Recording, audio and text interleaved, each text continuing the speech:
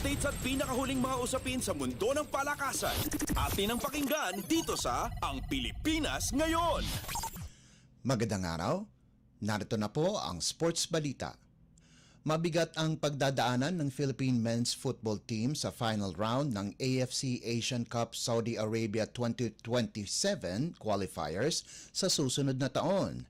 Ito ay matapos mapagrupo ang Philippine men's national football team sa Tajikistan, Maldives at Timor-Leste sa ikatlo at huling round ng qualifiers na lalaruin sa Marso taong 2025. Makakalaban ng Nationals ang Maldives sa Marso 26 at Nobyembre 18 taong 2025, Tajikistan sa Hunyo 10, 2025 at Marso 31 taong 2026 at Timor-Leste sa Oktubre 9 at 14 taong 2025. Samantala, kasama sa Group B ang Lebanon, Yemen, Bhutan at Brunei Darussalam, Group C ang India, Hong Kong, Singapore at Bangladesh at sa Group D ang Thailand, Turkmenistan, Chinese Taipei at Sri Lanka. Ang Group E naman sa kabilang banda ay binubuo ng Syria, Afghanistan, Myanmar at Pakistan, habang ang Vietnam, Malaysia, Nepal at Lao People's Democratic Republic ay kukumpleto sa Group F. Tanging ang mananalo sa bawat grupo lamang ang aabanse sa 2027 AFC Asian Cup na kinabibilangan na ng 18 koponan mula sa Saudi Arabia, Australia, Iraq, Iran, Uzbekistan, Qatar, United Arab Emirates, Japan, South Korea, Oman, Palestine, Bahrain, Jordan, China, Indonesia, North Korea, Kuwait at Kyrgyzstan. Updates at pinakahuling mga usapin sa mundo ng palakasan. Atin ang pakinggan dito sa Ang Pilipinas Ngayon. Tatlong bigating basketball players mula Cebu ang nag-commit na maglalaro sila para sa Ateneo de Manila University sa University Athletic Association of the Philippines o UAAP. Ito ang mga Magi's Eagles ng Sacred Heart School Ateneo de Cebu na sina Jello Rota, Alden Cainglet at Lars Fielvang. Lumabas ang anunsyo pagkaraang makopo ng Magi's Eagles ang kanilang ikaapat na sunod-sunod na season title sa Season 24 ng Cebu Schools Athletic Foundation Incorporated o CESAFI Juniors Basketball Championship.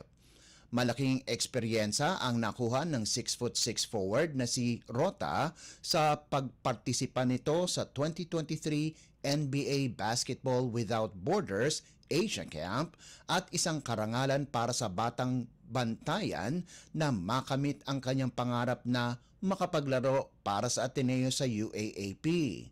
Samantala, dadalhin naman ng 6'7" Filipino-Norwegian center na si Fielvang ang kanyang tangkad at galing sa Blue Eagles.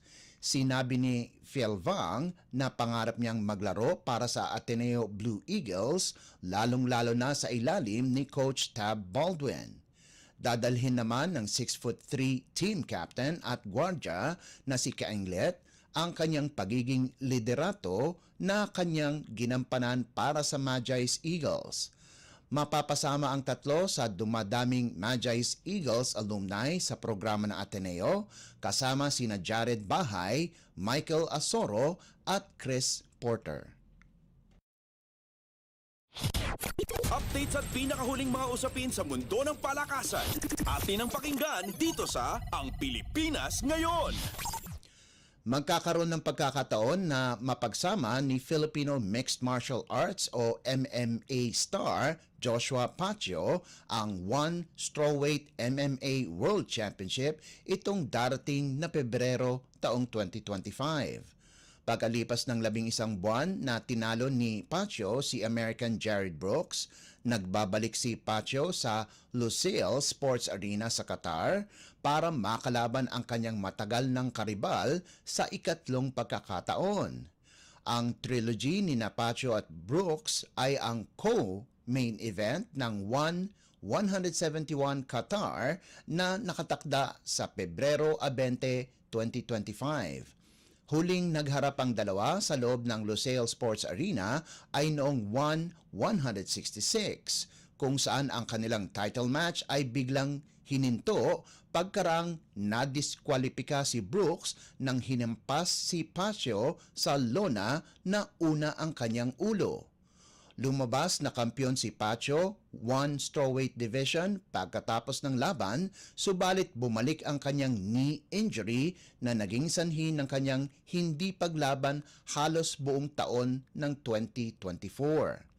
Ang 171 card ay binabanderahan sa laban ng pagitan ni na bantamweight kickboxing world Jonathan the General Haggerty at Chinese striking star Wei Rui. Updates at pinakahuling mga usapin sa mundo ng palakasan. Atin ang pakinggan dito sa Ang Pilipinas Ngayon. At yan ang pinakahuling balita sa larangan ng palakasan. Para sa Radyo Pilipinas World Service, ito po si Leo Magpayo. Magandang araw.